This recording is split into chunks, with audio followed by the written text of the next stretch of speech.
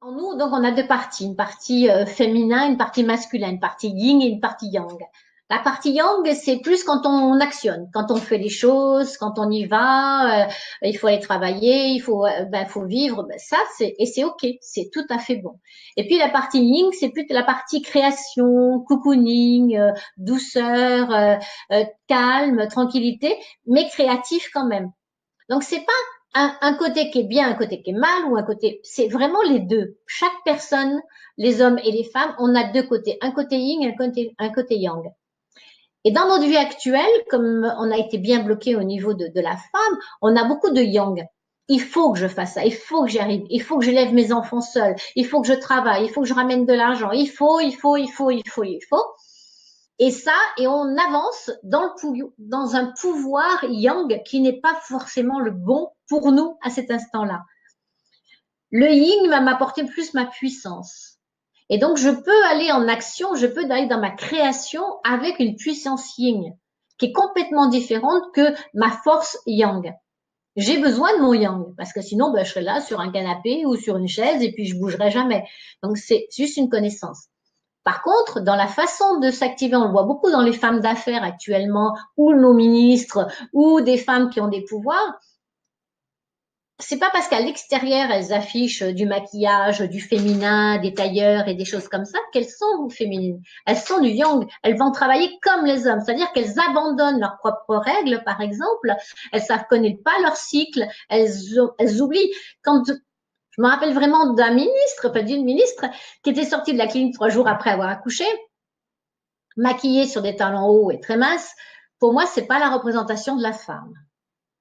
Parce que ce n'est pas la réalité. C'est un petit peu comme ces mannequins qu'on va maquiller et qu'on dit qu'elles sont minces parce que ça représente la femme. C'est pas la femme, c'est pas vrai, ça n'existe pas, ça. Une femme accouche. Une femme donne naissance à un enfant. Son corps a travaillé et son corps a besoin de temps pour se remettre. Alors oui, on peut l'habiller, on peut la maquiller, on peut lui serrer plein de choses et puis ouais, c'est génial, ok. Est-ce que c'est vraiment du féminin? Est-ce que c'est vraiment sa puissance féminine, ça? Ou c'est plutôt je veux ressembler à un homme? Et en le je veux ressembler à un homme, c'est pas juste pour la femme, pour aucune femme. Et beaucoup dans le travail, j'entends beaucoup de femmes qui me disent, je leur dis, pourquoi tu bois pas dans la journée, tout ça? Non, parce que je peux pas aller faire pipi. Et pourquoi tu vas pas? Pourquoi? Parce que j'ai pas le temps, parce que. Mais c'est quoi cette histoire? Ou de mettre des tampons qui soient de plus en plus gros parce que j'ai pas le temps d'aller aux toilettes pour me changer. Mais c'est quoi? Arrêtez. Et ça, personne ne vous l'empêche. C'est vraiment que vous.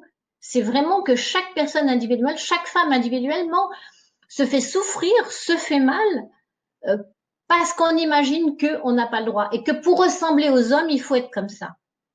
Eh ben non, c'est pas du tout comme ça. Pour ressembler à un homme, il faut être une femme. Parce que les hommes deviennent de plus en plus féminins, ils découvrent de plus en plus leur féminin, leur créativité, leurs sensations, leurs émotions, et ils y vont à fond dedans. Et donc les femmes, si on veut maintenant vraiment communiquer de plus en plus avec les hommes, si chaque femme veut trouver l'homme de sa vie, c'est en revenant dans son pouvoir féminin, dans l'amour d'elle-même et dans son pouvoir féminin qu'on va pouvoir toucher la personne qui nous correspond. Faire changer un peu les hommes, bouger, à s'activer. Mais je reviens à moi, je reviens à mon amour, à mon corps, à ma sexualité, découvrir ma sexualité divine, ma puissance féminine, mon yin dans toute vraiment son ampleur et mon yang dans son ampleur. Et après, je peux jongler. Là, je suis dans mon yang, je m'actionne, ok, c'est super. Puis je reviens dans mon yin et qu'est-ce que je vais créer aujourd'hui? Et ça fait un bon équilibre. Et vous êtes femme aujourd'hui. Et pour les hommes, c'est exactement pareil à l'envers.